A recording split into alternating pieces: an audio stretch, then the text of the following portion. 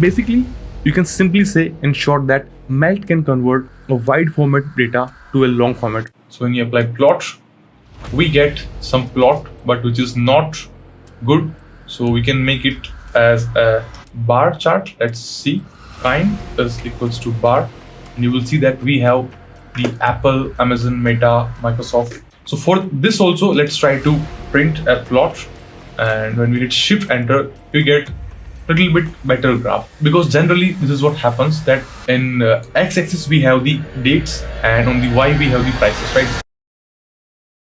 Hello friends, welcome back to day 31 of 100 days of hell with Python algo trading. In previous session we have learned about multi-indexing and we have gone through so many good examples, and I hope it's clear to you. And we have also posted the multiple choice questions and the task questions and the mini project, so please go through it and you will see that you have good understanding of multi-indexing. And now today we will understand the three important concepts of the Python pandas, that is melt function, pivot table function, and the vectorized operations on string. Because previously we haven't covered the strings in detail, and also the string operations in Python is not that advanced. So in pandas we have advanced vectorized operations on strings based on the numpy array, so that it becomes so faster and so efficient. So we learn, because we also have to have a good understanding of operations on string, because sometimes while data analysis we need to compare the numbers with the strings. Let's say to compare the fundamental analysis and the technical analysis. So in that case you will have to have a good understanding of the operations on the strings. So without further ado, let's get started.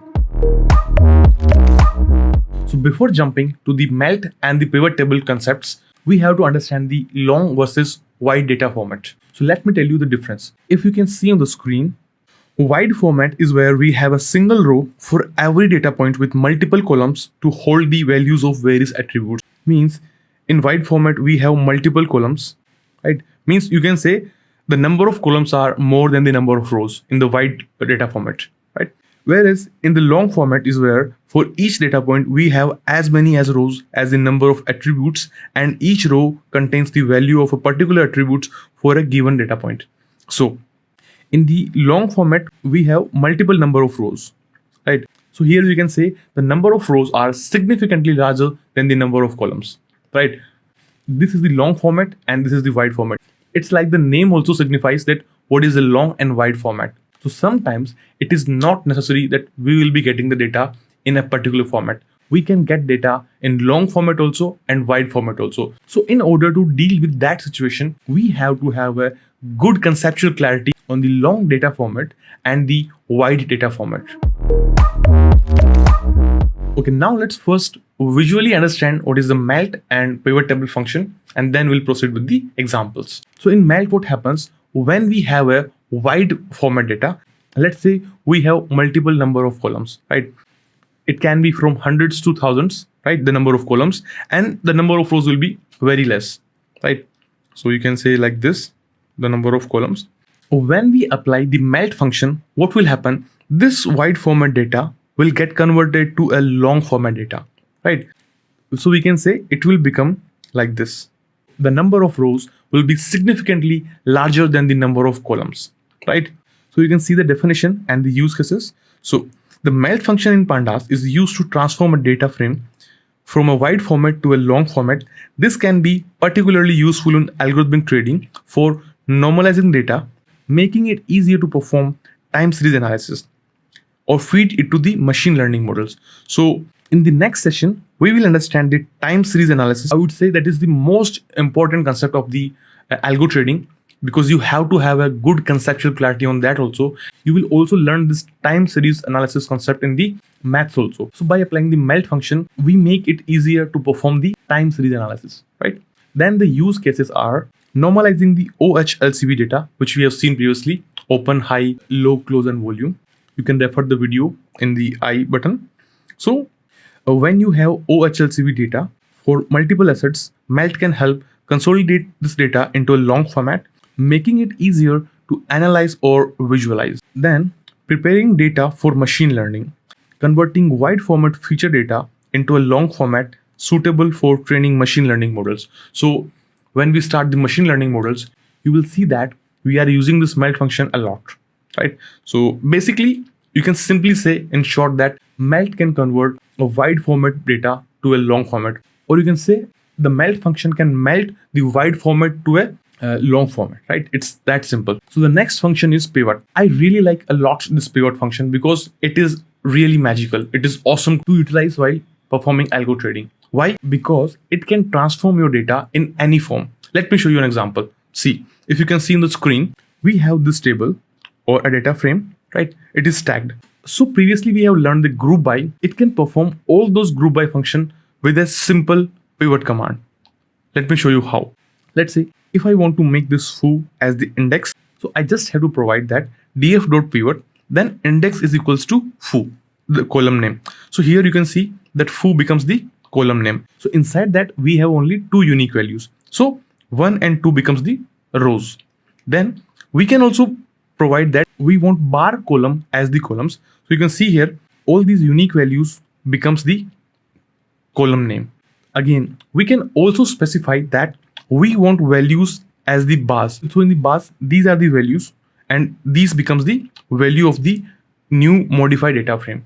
Don't worry, I'll show you shortly that how we can utilize this in the algo trading, but you can imagine that how powerful this function is. Okay, now let's understand the use cases of the pivot in the algo trading. So a pivot table in Pandas is a powerful data summarization tool. It allows you to aggregate and transform data by changing the structure of a data frame. You can completely pivot the data frame to your desired data frame.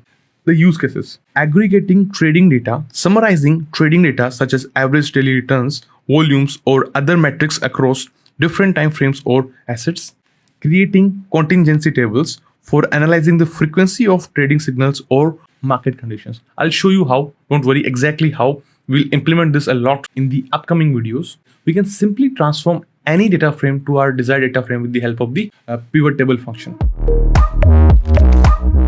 Now, the last function we will understand today is vectorized operations on string. And that is the main agenda of the session. So what happens in the vectorized string operations? Let's say we fetch the data from the company's website and it is about the fundamental analysis. So generally what happens, the data is not structured, right? We want to analyze and then compare it with the technical analysis. So in order to do that, we have to structure the data as per our needs. So in order to achieve that function, we will be using vectorized string operations. Actually, in the core Python, it becomes so inefficient to perform these string operations. So that's why the Pandas came with this vectorized operations, and it is based on the NumPy array. So you know that NumPy array is fast and efficient. So that's why we will be using that. And again, let me show you what is vectorized. So let's say we have a table, right? 1, 2, 3, 4. So generally what happens in Python, if you want to print the square of this list, you have to apply for loop, right? In the core Python. But if you apply the NumPy operation on this, what will happen? You just have to give the multiplied by 2, right? And this square will be applied to all the items in the list. And it is known as the vectorized operation. A simple operation is applied on all the items in one go, and that is known as the vectorized operation. We'll learn more about this in the mathematical part, don't worry about that. But for now, just think that we can apply a single operation in one go. So it becomes so faster and efficient. And we know that in algo trading, we need the speed. So now let's jump to the coding part, and I'll show you all these three things: the melt, the pivot table, and the vectorized operations. Okay, now let's start the coding example. So let's build up the base step by step. So what we will do, first we will create a simple data frame. So pd dot data frame, and inside that we'll just pass a simple dictionary. So let's say apple, and the price is, let's say, 100. Okay, so when I hit shift enter, it says if using all scalar values you must pass an index. Okay, actually you have to pass list here. So when you hit shift enter, you will see that we have a one row and one column, and also we have only single value. So if you apply melt on this, you will see that this will get converted to this form, right? It will say variable and value. You can also change these. I'll show you later how, right? Now, let's say you have multiple values. Okay, for that, what you can do, you can like you have BTC with the value, let's say 2000. Then you have the Microsoft with the value 3000. And let me remove this for now. So when you hit Shift Enter, you will get this data frame, right? And now if you apply melt on this, you will see that this wide format data will get converted to the long format data, right? Let me show you again. Earlier it was this, right? We had 3 columns, and when we apply the melt here, what will happen? It will get converted to like this. Means the columns will become the rows. The values of the rows will also come in the column, right? Now, so what is this variable and value? Actually, this is default from the melt. So if you want, you can change these names. So let's say the variable name is ticker. Then if you want to make the value name as the price, so you can do that also. And when you hit Shift Enter, you will see that it has changed to ticker and price. Now let's take another example. So in which what I'll do, I'll just copy and paste it here. For now, I'll just remove this. Here, what I will do, let's say we have a dictionary. In the first column, we have the tickers. So let me show you. Let's say ticker or tickers. In that we have a list. So we can have first Apple, then we can have BTC, then we can have, let's say, Microsoft, and we can also have a Meta, correct? I'll just copy and give a comma here and paste it 4 times. After this, we can give, let's say, price, second column, third can be year, and it can be, let's say, close price. Just for the sake of example. So in price, we can have, let's say, 100, 200, and 300, 400, right? 4 and 300. In year also, you can have and 2021, 2, so 3, 2, and 1.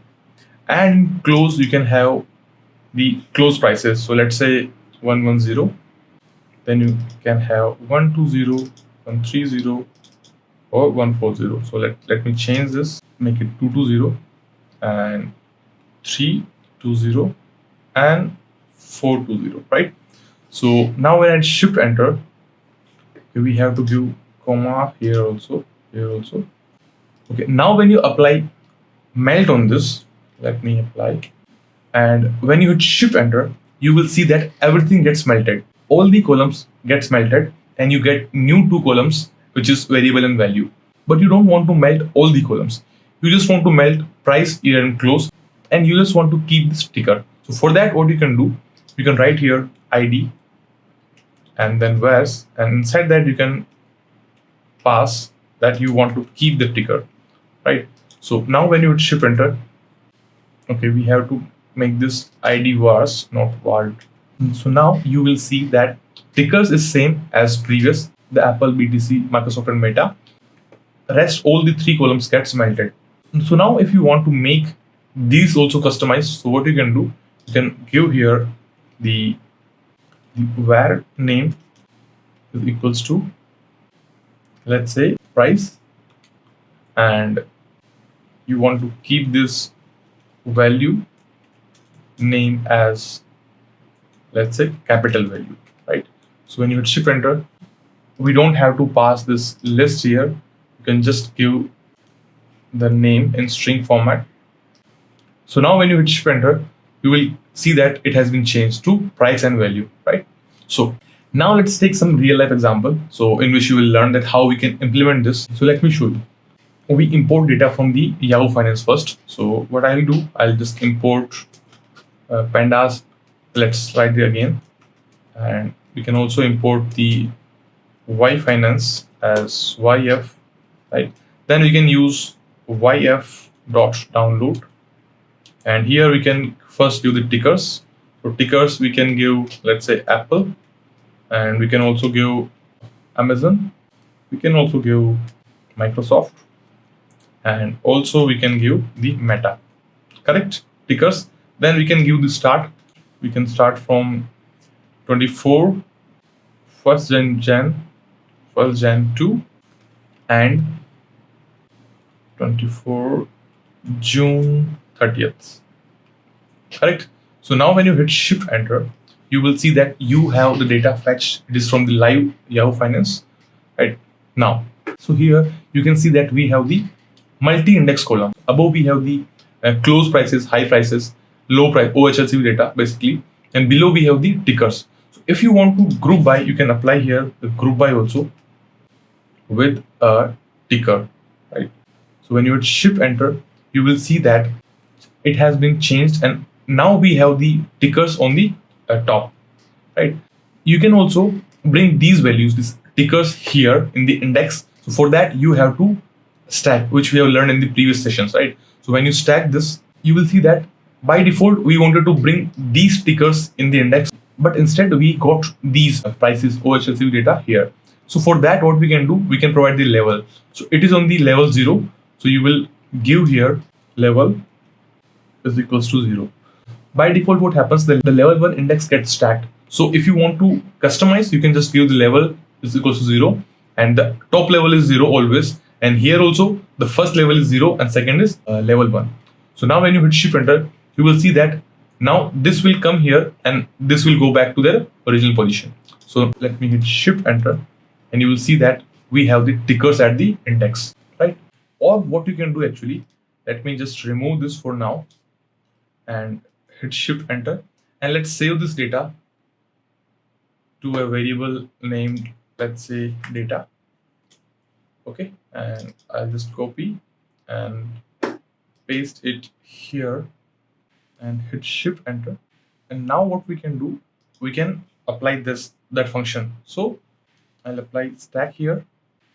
So by default we know that it will get stacked. Let's see that, right? But we wanted these stickers, so we have to apply level is equals to 0, correct.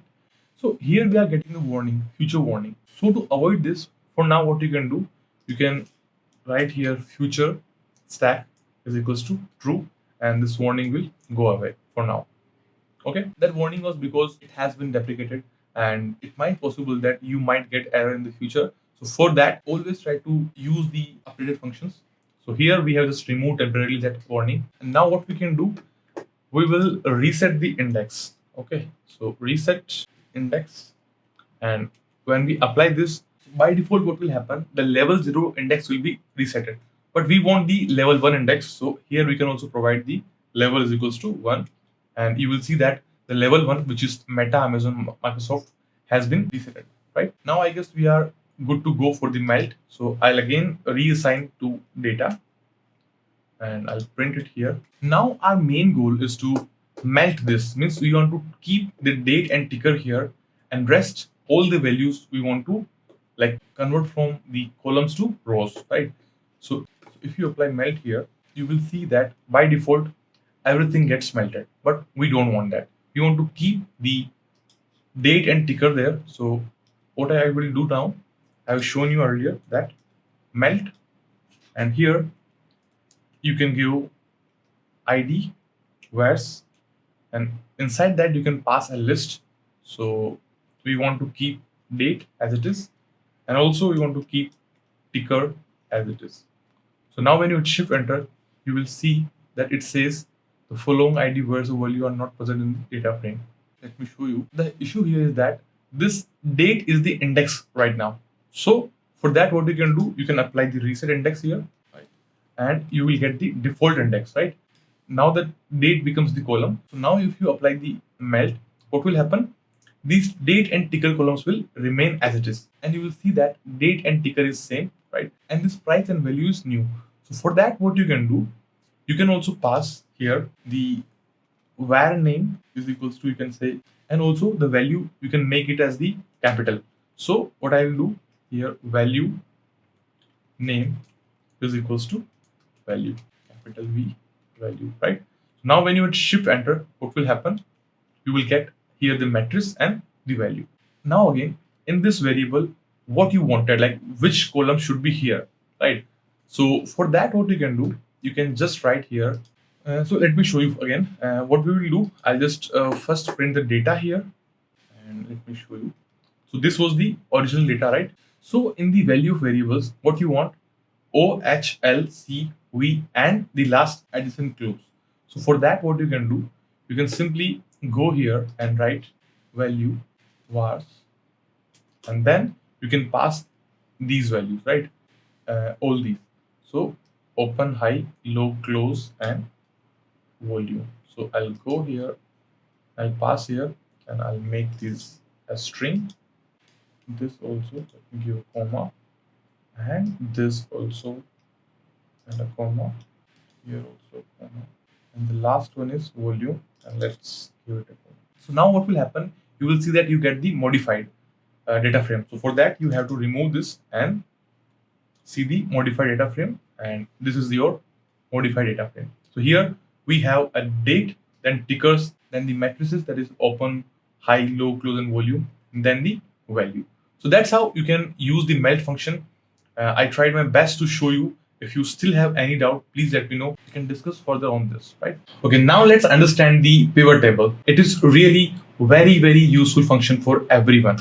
Okay, so what we'll do, we'll take the real world data set. So if you remember, we have fetched the data from the Yahoo Finance on the initial part of the session. Here, we know that we store the data in that data variable, right? So what I'll do, I'll use the same data here. So when I print this, we have this one, correct? So in index, we have date, and on the columns, we have the ticker OHLCV. Let's also check the info, so we'll get more details. So the ticker here is the object, rest all are float 64, and the volume is integer 64, right? And also we have the index as the date time index. Don't worry, we will understand this date time index in the next session, because it is one of the most important topic on the algo trading. You have to understand this thoroughly. So that's why I'll take whole session for this date time index, right?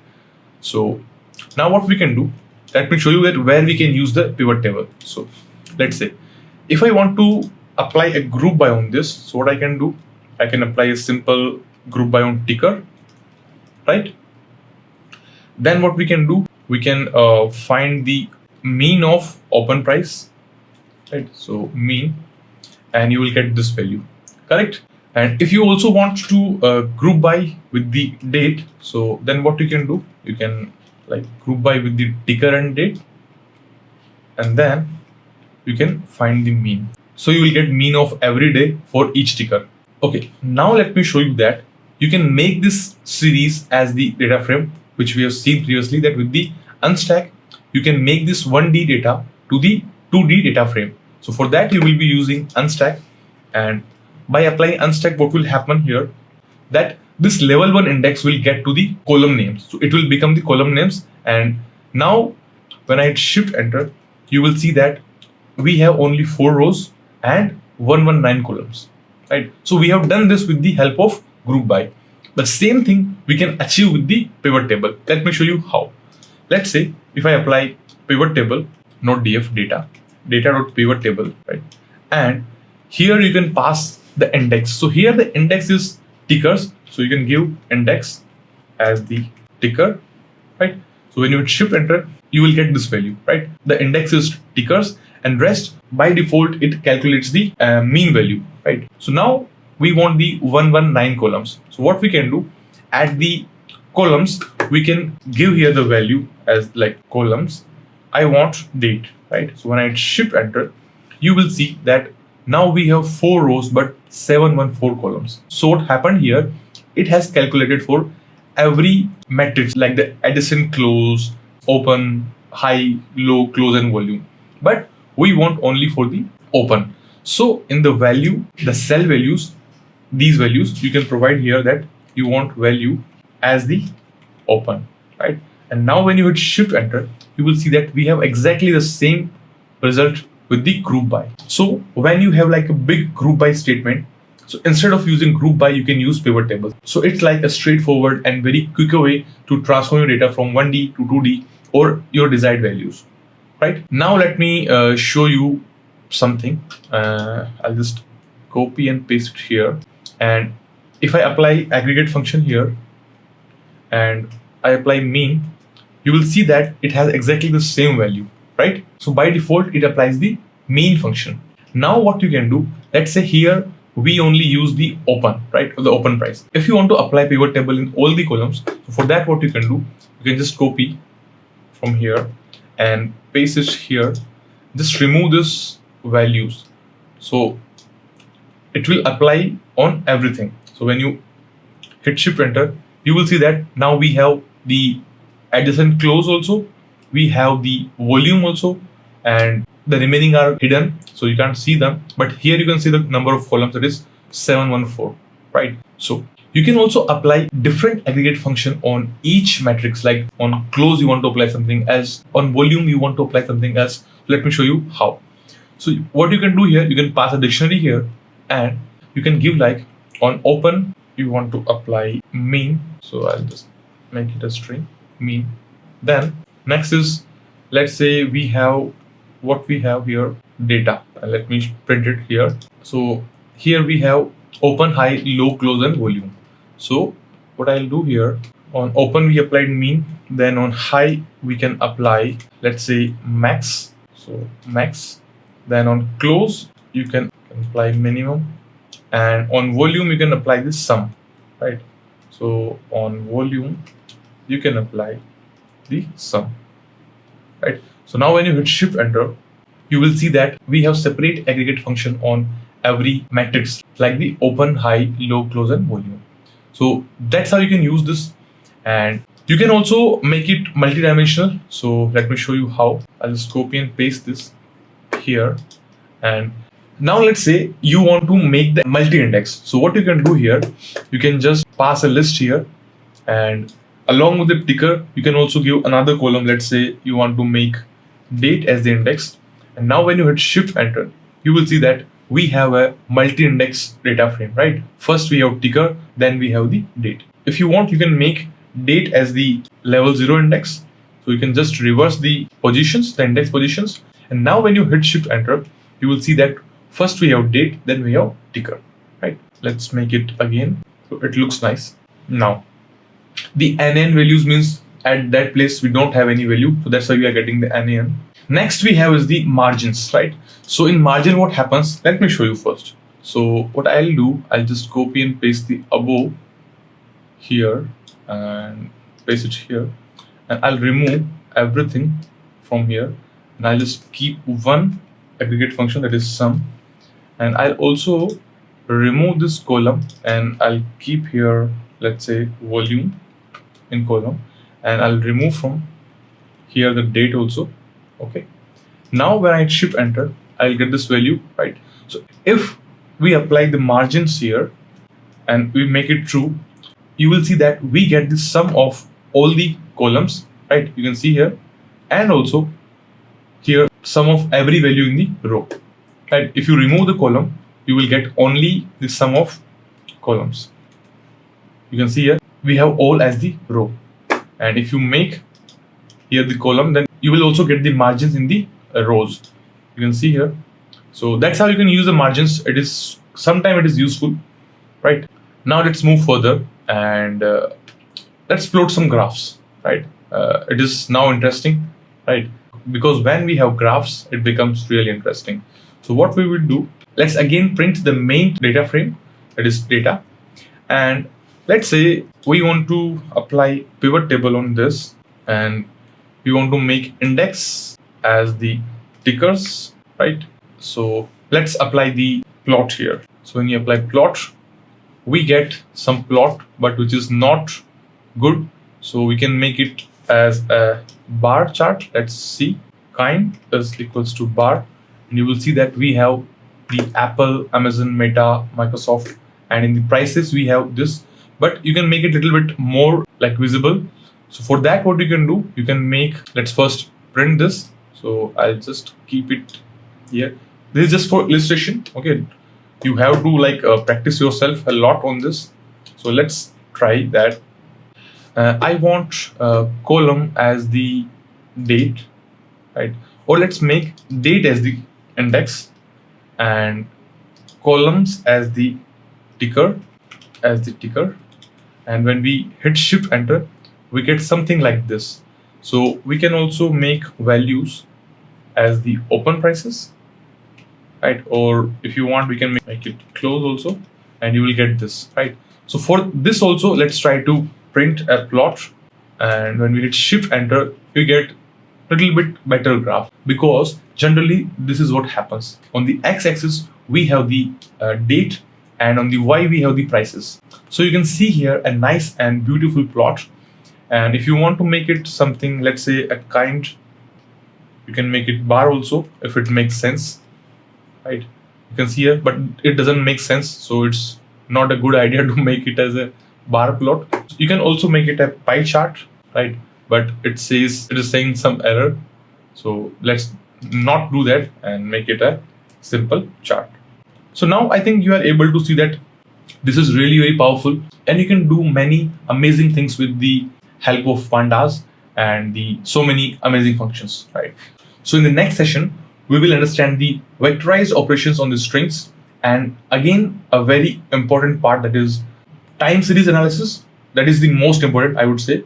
And then we will proceed with the visualization part, in which we will try to plot some interesting stuffs. Then we will proceed with the core algo trading concepts, right, in which we'll learn a lot of theory, and also we'll implement all those on the live markets. So with that being said, this was it for the session. I hope you liked it, and if you liked it, please let us know, and if you don't like also, please let us know. So we'll see you in the next session. Until then, bye bye, take care, have a nice day.